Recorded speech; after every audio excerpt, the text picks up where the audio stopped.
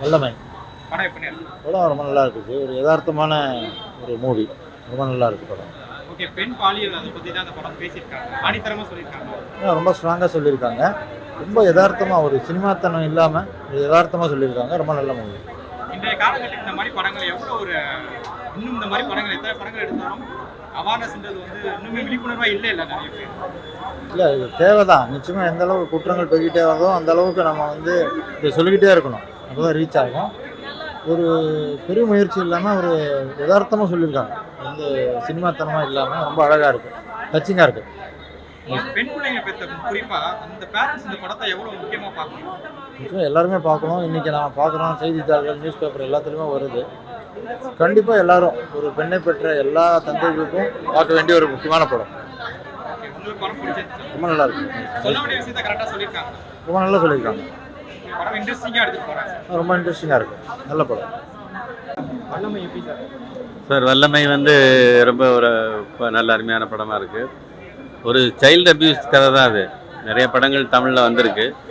அதுலேருந்து இது ரொம்ப வித்தியாசப்படுற ஒரு படமாக இந்த படம் இருக்குது. ஒவ்வொரு குடும்பத்தினரும் இது கண்டிப்பாக பார்க்கணும். ஒரு பெண் குழந்தைகள் பெற்ற எல்லோருமே வந்து இந்த படத்தை கண்டிப்பாக பார்க்கணும்.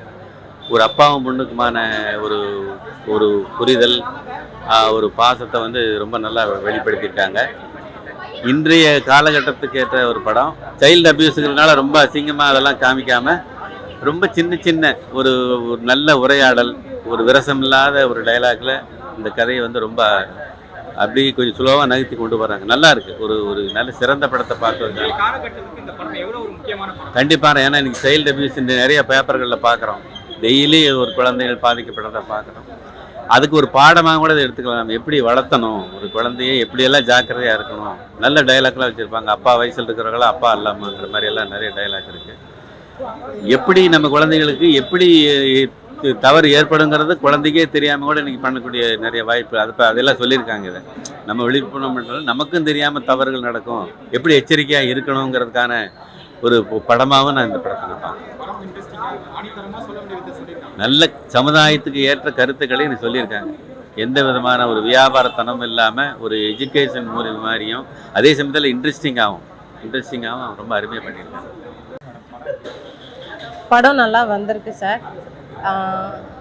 இது வந்து ஒரு அப்பா மகள் பாண்டிங்கில் நல்லா எடுத்திருக்காங்க.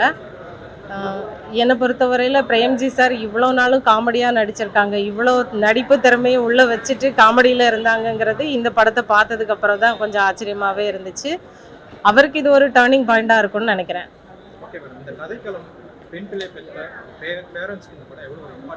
ரொம்ப இந்த காலத்தில் கண்டிப்பாக பெண் குழந்தைங்களை வச்சுருக்கிற பேரண்ட்ஸ் பார்க்கணும். அவேர்னஸ் மூவி மாதிரி நான் நினைக்கிறேன்.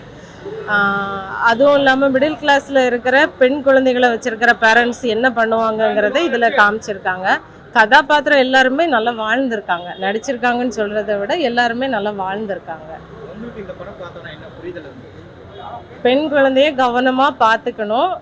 எவ்வளோதான் இருந்தாலும் கண்டிப்பாக நம்ம பெண் குழந்தைன்னா ரொம்ப பத்திரமா பார்த்துக்கணும். அதுதான் நான் நினைக்கிறேன்.